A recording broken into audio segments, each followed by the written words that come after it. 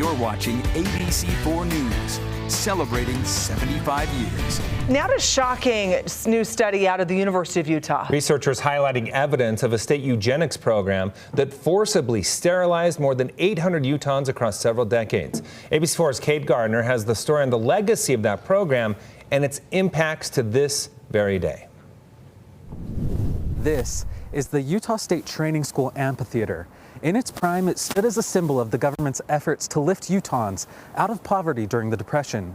But with time, it also became a symbol of government overreach, as hundreds of people fell victim to forced sterilization. Many people in the general public are aware that there was this thing called eugenics in America, that it reached its sort of grisly zenith in Nazi Germany. James Tabery is the lead researcher looking into the history of Utah's eugenic sterilization programs, a history that still touches the present. The scars from that are still on people's bodies living among us today. Tabery says Utah was one of 32 states that passed legislation permitting the sterilization of people on eugenic grounds, meaning people deemed habitually sexually criminal, insane, idiotic, and imbecile, feebly minded, or even epileptic. The fear that the children would be a burden on society. When there was shame associated with it, families just sort of naturally, if they had a child born with a disability, would turn them over to the training school. Originally, the 1925 law allowed the sterilization of those institutionalized at the Utah State Hospital, state prison, and state industrial school, usually adults. But that changed in the 1930s after the completion of the training school. They would be told, we're going to teach, Sarah or John, how to farm or how to sew. They'll become sort of self-sufficient in a way. But the school served another purpose. Once you're in there, you sort of become a candidate for sterilization. He says teens, preteens, and even a child under the age of 10 were all subjected to this. It was perpetrated by people that thought that they were doing the right thing, that they thought they were helping people, that they were serving the community. This lasted into the 70s. He says eugenic leaders even touted this as an important achievement in public health. He and his fellow researchers now believe that from the 20s through the 70s, at least 830 people were victimized, and they estimate that approximately 54 could still be alive today. But why should we care? There are still laws in the books that allow for the sterilization of people with disabilities. He says today most requests come from a person's guardian to improve their well-being, as opposed to the recent past. The people who were making the decisions about the sterilization of these people were largely state officials, administrators at these institutions. And part of the rationale for that was it would be better for society if these people don't have children. Tabery tells me he hopes that as more of Utah's top officials learn about the history of eugenic sterilization in the state, that the state will come forward with a formal apology. Reporting from American Fork, Kate Garner, ABC4 News. All right, thank you, Kate. In consumer news now, Ford is taking a pause on its production of its F-150 Lightning electric pickups due to a potential battery issue. The faults in the high voltage batteries can cause overheating as well as intense fires. The F-150 Lightning has soared in price since it launched almost a year ago. Ford has no set timetable on when production will resume until they can find the root cause of the battery faults. Utah State University could play a role in bringing battery-powered trains to North America. Okay, Swiss-based Stadler signing a contract with USU's Aspire Research Center on the project. Together, they'll develop and test a zero-emissions passenger train.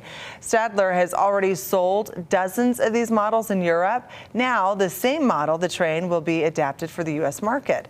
Utah lawmakers funding Aspire's involvement. The center will focus on charging infrastructure, hiring, and impacts. All testing will take place at Stadler's facility in Salt Lake City. In a weather alert tonight, drivers in southern and central Utah still dealing with the last bits of moisture from our Valentine's Day storm. You're looking at snow on the roads and in the air at several points along I-15 and I-70. While it's not as widespread as yesterday, people on the roads were still dealing with whiteout conditions in some places today. Time now for Utah's most accurate forecast with Alana Brophy. Weather rates certified 11 years in a row. All right, with another look at the forecast, let's head over to Chief Meteorologist Alana Brophy. And those whiteout conditions can lead to white knuckle driving out there. Oh, we know that all too well. That was kind of like snow my gosh for a lot of central and southern Utah, not just drivers, but just in general residents, because you picked up a decent amount of snow. Live look from Bryce Canyon, where yes, we still have cloud cover, a few lingering higher elevation showers, but they definitely have had road snow. You can see it there, picked up 5.3 inches of snow in the amphitheater of the national park. Okay, as we look at some of these other big numbers, Cedar City was the big winner, picking up 10.8 inches, the outlier when it came to those totals. More than half a foot in Monticello, Canyonlands, so southeastern Utah getting healthy snow. 5 inches in Hilldale, 4 in Kanab where the wind was blowing throughout the night. 4 inches in Smithfield, so Cache Valley, Capitol Reef getting more than 2. And then we knew a trace to 2 inches along the Wasatch Front, and that's kind of where we lined up, more than an inch in Salt Lake City. So the snow moving on, but the cold definitely left behind. Live look from Bryan Head. This was the mountain total.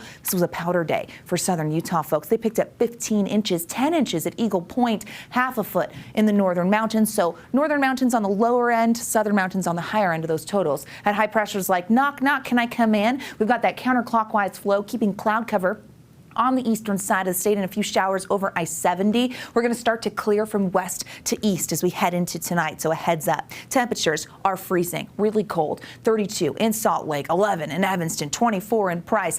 This is cold enough and below average, but then you have to factor in the winds that we're seeing, and the wind chill is the real feel. So while you go, okay, in Cedar City, we're sitting at 21. When you check your phone or your outdoor thermometer, it doesn't show you the wind chill, and this is the real feel, and this is really dangerous, actually cold air. Teens, it feels like in Cache Valley and Provo, and single digits in Cedar City as they sit in the 20s. This is where you want to limit your time outdoors, right? Because hypothermia can set in really quickly. And into tonight, the winds hold on, so we get wind chill warnings going into effect for those parks that I mentioned. So several portions of south central Utah looking at cold temperatures, and Washington County. So Zion's going to feel even colder tonight than they did last night. The system exits. Here comes that high pressure. It stays cold, but we're going to dry things out. Clear conditions. Heading into tomorrow, about 10 to 15 degrees below seasonal averages. So heads up, we're going to be below average statewide. We roll towards the end of the work week, and the high pressure stays in control.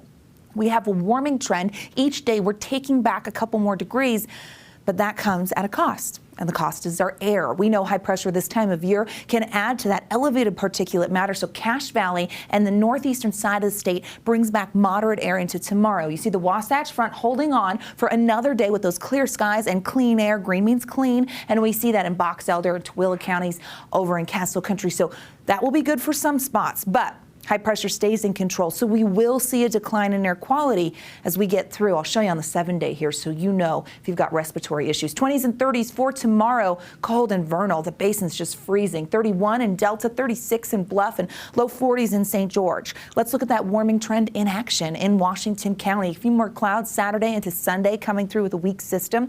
Temperatures do warm up to the upper 50s as we get close to and right behind President's Day in the south. Dry down south, but different story for the north because we get the haze building, as I mentioned, through Saturday, and then that system on President's Day could come in. It's going to start as rain, but then a cold front will come through and change things to snow. It will be straight mountain snow, but it looks like soggy conditions as we head into next week. So a bit of a break here, but air quality will become compromised.